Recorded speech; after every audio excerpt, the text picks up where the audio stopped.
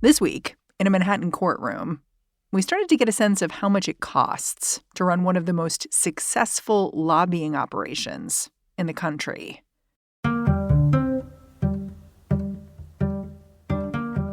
The lobbying operation in question here is the National Rifle Association.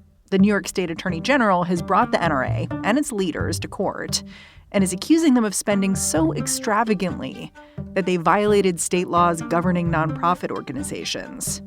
It's a trial that observers like Matthew Lacombe have been waiting years for.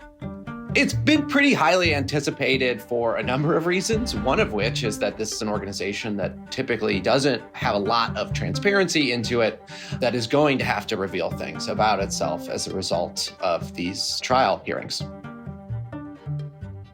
Matthew wrote a book called Firepower, all about the NRA. He says for decades now, the organization has really been embodied by one man. Its CEO, Wayne LaPierre. The only thing, the only way, the best way, the surest way to stop a bad guy with a gun is a good guy with a gun, is a good woman with a gun. You've probably gotten to know the tone of the NRA through LaPierre's public appearances. You know, the media elites and political elites, they have mocked me, they've scorned me, they've tried to demonize me. But I'll say this, whenever a good guy with a gun runs toward the gunfire, the madness stops quickly. LaPierre is one of the people in the courtroom this week. He's really the central figure behind this lawsuit. In opening arguments, he had to sit there and listen as government attorneys called him out for some pretty eye-popping indulgences. Some of the primary accusations against LaPierre are that he would use NRA funds to reimburse himself for personal expenses, including really lavish vacations involving yachts and involving large homes in Lake Como, Italy. He also spent $11 million on private jet flights, apparently. Lots and lots of private jets, which the organization claims was necessitated by security threats against LaPierre. But some of it is pretty hard to justify. There are examples in the filings where, for example, LaPierre had a private jet stop off to pick up his niece en route to a personal vacation, something that cost the organization near $60,000 for a flight that would have been a few $100s via normal travel. And then there are the clothes. Wayne LaPierre really appreciated a good suit. He'd allegedly fly to Beverly Hills to get fitted for them and then send the bill to an NRA contractor who would turn around and charge the NRA. It's a pretty sweet setup, actually. You know, a whole lot of the Attorney General's case revolves around Wayne LaPierre himself. The AG's lawyers even joked about the NRA being Wayne's World, like the movie. But just before the case started, Wayne LaPierre announced he was resigning from the NRA. Is that going to mitigate the damage here in any way? It's unclear. I think the fact that it didn't come until just last week speaks, frankly, to the extent to which he was able to sort of install loyalists throughout the organization and install loyalists on the board of directors of the organization and push out dissenters, because it seemed to me to be a no-brainer that he would be pushed out earlier as a way to relieve a lot of the pressure the organization is facing as a result of these lawsuits. We should note that the NRA is claiming that LaPierre decided to resign due to personal health reasons. But at the same time, in a court filing over the weekend, the NRA effectively said that this is a signal that they're beginning to take corrective measures. Is the NRA cowed here? I think you're right that the organization is to some degree humbled. I suspect privately it's felt that way for a while, but now it's being forced to, at least to some degree, admit that publicly. Today on the show, how the bill came due over at the National Rifle Association. And when this trial's over, will they still be one of the most influential lobbyists in Washington? I'm Mary Harris. You're listening to What Next? Stick around.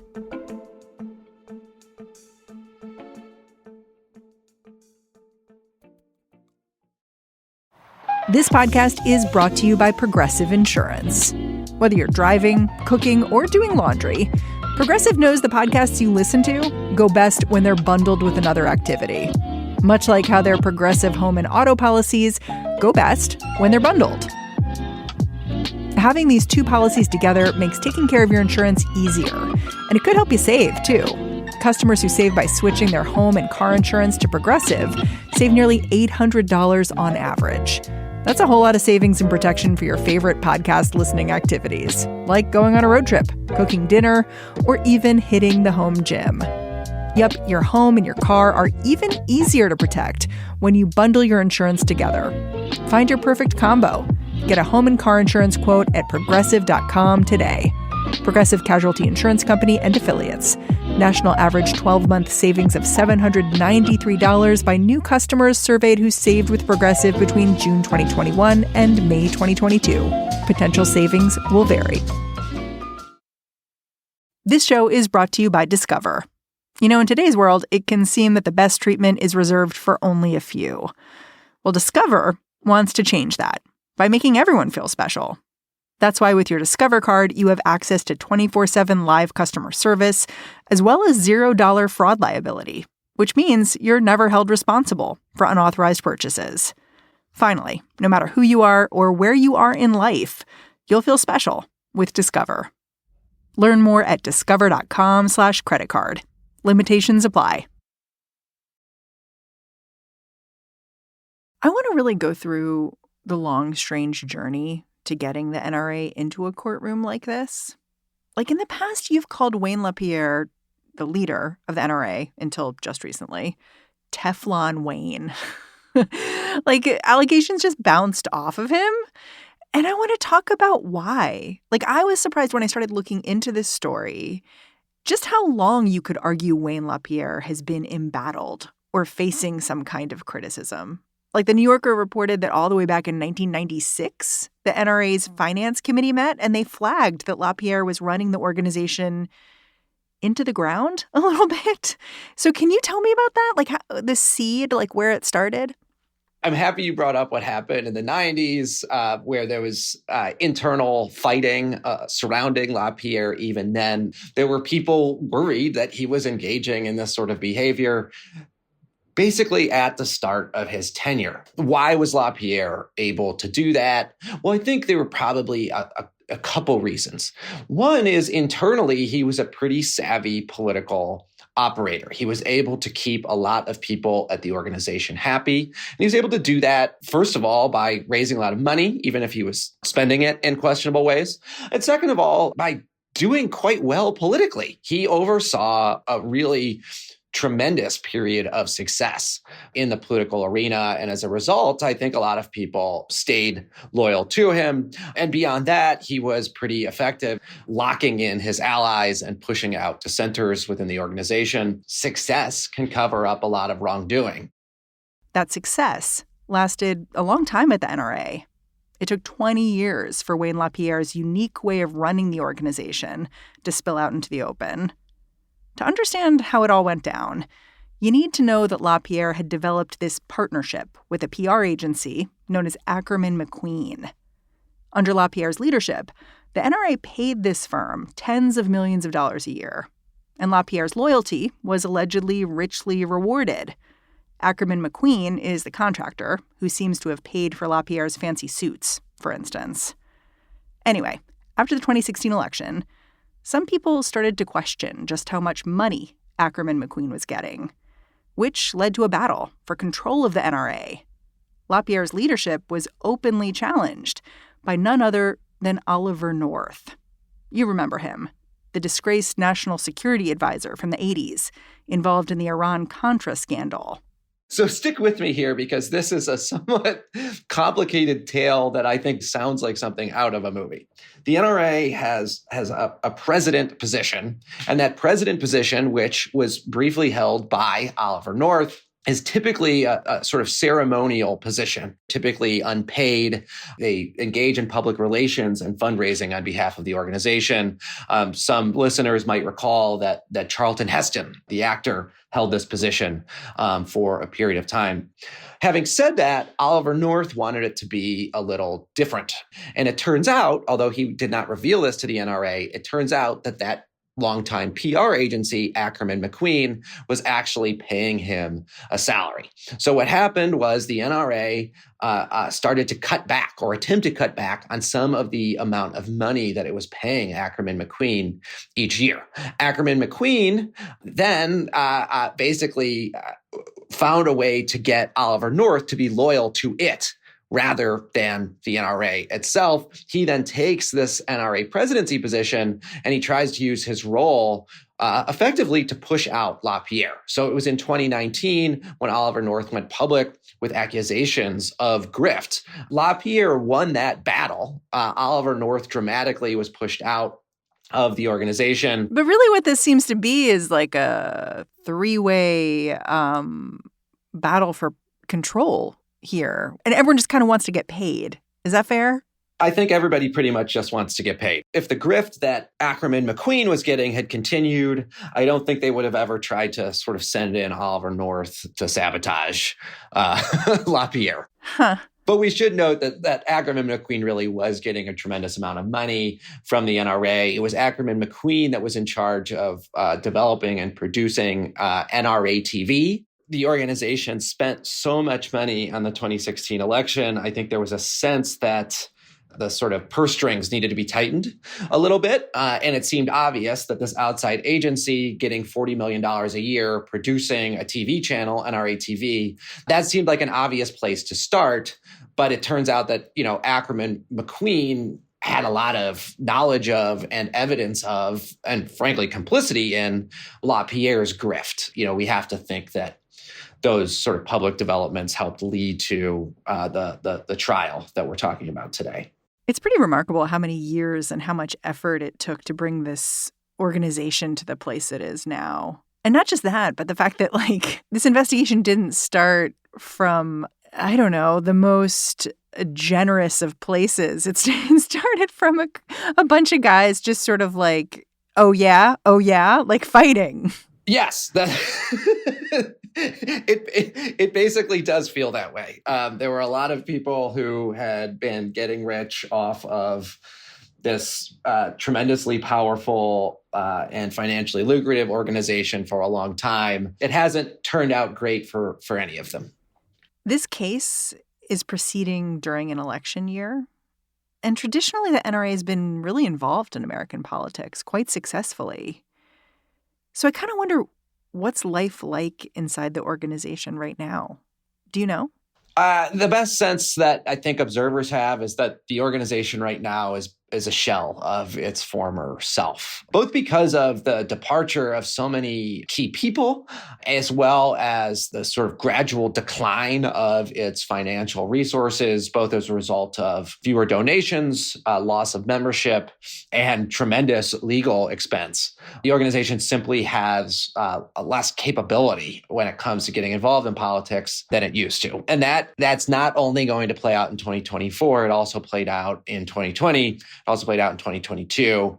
It just isn't quite what it used to be, at least right now, when it comes to direct involvement in elections. How much is the organization spending on lawsuits at this point? I don't know the total, but it wouldn't surprise me if it's hit the $100 million mark at this point. Wow. That's also not to mention that the NRA's attorney, William Brewer, has himself been paid pretty exorbitant legal fees to represent the organization. It's hard not to laugh at this because it's a trial about grift, and his firm has been paid over $50 million, that firm alone, by the NRA. That's just a ballpark guess, but it wouldn't surprise me if we're talking about $100 million. And again, that's not taking into account the loss of revenue that's come as a result of this. The organization still has a lot of members, but it's lost quite a few. And big-time donors are less interested in operating through the organization, given the sort of turmoil surrounding it. After the break, the NRA may be down, but can we ever really count it out?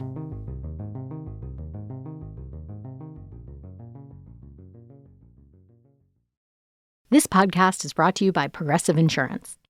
Hey, listeners, whether you love true crime or comedies, celebrity interviews, news, or even motivational speakers, you call the shots on what's in your podcast queue, right? And guess what? Now you can call the shots on your auto insurance, too. Enter the Name Your Price tool from Progressive. The Name Your Price tool puts you in charge of your auto insurance by working just the way it sounds. You tell Progressive how much you want to pay for car insurance, then they'll show you a variety of coverages that fit within your budget, giving you options. Now that's something you'll want to press play on. It's easy to start a quote, and you'll be able to choose the best option for you, fast. It's just one of the many ways you can save with Progressive Insurance. Quote today at Progressive.com to try the Name Your Price tool for yourself and join the over 29 million drivers who trust Progressive. Progressive Casualty Insurance Company and Affiliates. Price and coverage match limited by state law.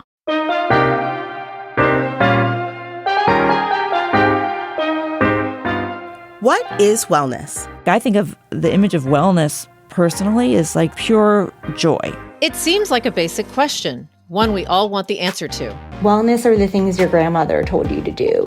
Yet, when you really start to think about it, the answer feels more complicated. I'm not a sober person. I am on the kind of sober curious spectrum. I'm Maya Feller, registered dietitian nutritionist and author. And I'm Dr. Kavita Patel. We're the hosts of Well Now, Slate's new podcast on wellness. Every week, we'll talk with all sorts of experts in the wellness industry, from doctors and nurses to nutritionists and fitness instructors. I should have been really happy that I finally achieved this body of my dreams, but I was actually more miserable than I'd ever been. To biohackers and zero-proof cocktail makers. I want it to become so that 20 years from now, every wedding, every business conference, every house party has a high-quality non-alcoholic drink. And people just like you who will share what they've learned on their way to wellness. We'll cut through the noise and get to the heart of what wellness means now and what it means to you.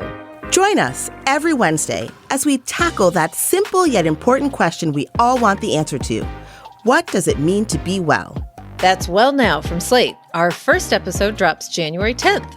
Follow us wherever you listen to podcasts.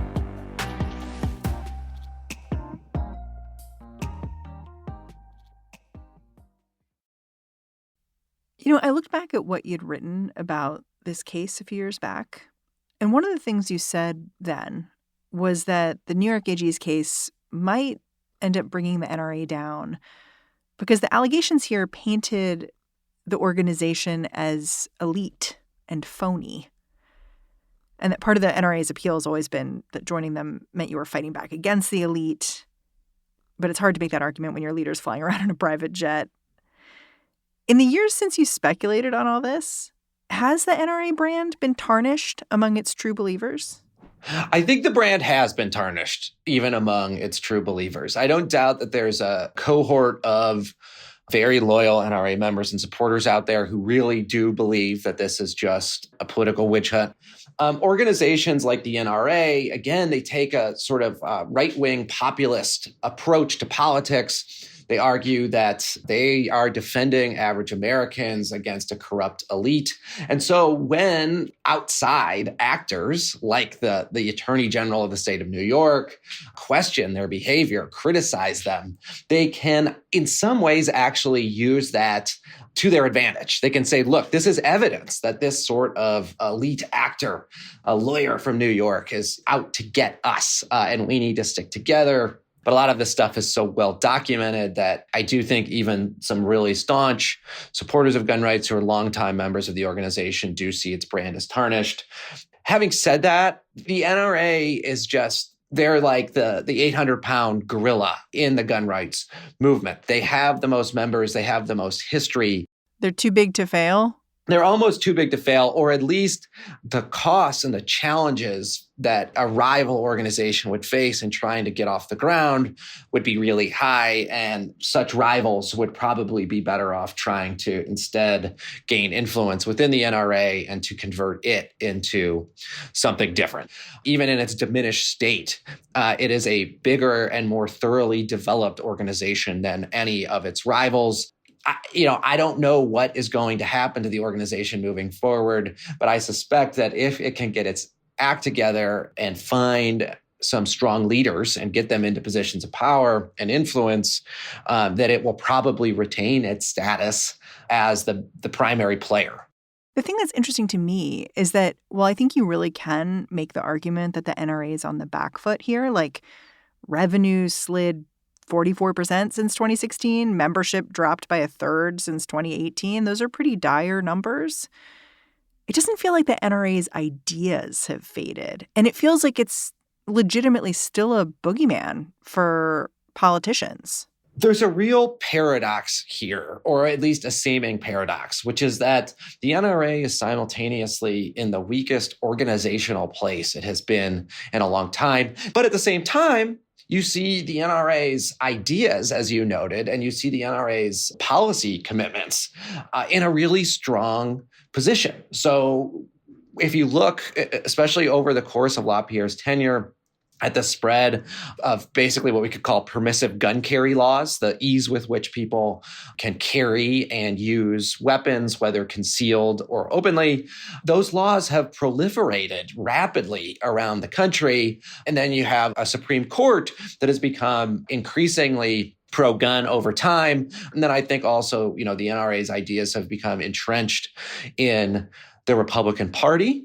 in a way that means that the organization itself, in a lot of cases, doesn't even really have to do all that much because it has some really, really genuine allies. I think what you're saying is like the NRA may have its tail between its legs right now, but in the end, it's kind of still winning. I mean, it depends on what its goals are. We could think about two different sets of goals for an interest group like the NRA. One is organizational maintenance. You, like a business, you want to sort of grow over time, and you want to feel like you're in a good position organizationally. It, to be very clear, is not winning that battle. Having said that, we would say that the other main goal of an interest group like the NRA is to achieve policy wins. These organizations are created to push particular policy agendas. And I think you're exactly right that despite all of these organizational woes, the NRA's policy agenda has become increasingly entrenched around the country. Organizations grow and change over time. Like the NRA has grown and changed itself. It was founded in the 19th century in New York to, I think, improve marksmanship after the Civil War. Basically, the Yankee soldiers sucked at shooting in the Civil War, and so the NRA was created to try and fix that. That's a super different mission than you hear the NRA having right now. So I'm wondering if you think the NRA may be about to go through a new evolution of some kind. Like, if you had to guess, what do you think the NRA will be in a decade, 2 decades? That's a great question. But I suspect that the organization, it's too old and it's too entrenched to likely be replaced. Having said that, one thing that is notable about our current political moment, and this goes beyond just gun rights, is that politics are really highly polarized. And that has interesting implications for an organization like the NRA, which to some degree has incentives to find itself out on the ideological fringes. So I don't think it's going to become particularly politically moderate because that's simply not where its allies in government are. It's done well politically by, aligning itself with folks like Donald Trump, who have had political successes despite being really toxic to large segments of the public. It also may limit their impact moving forward.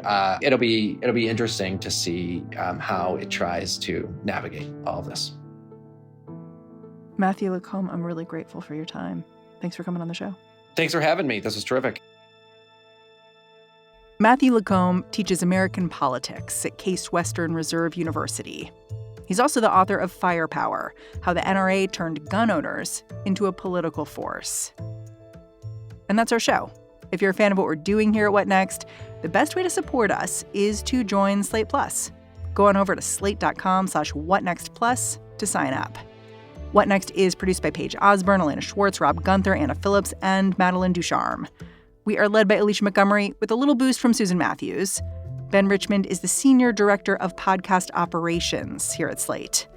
And I'm Mary Harris. Thanks for listening. I'll catch you back here next time.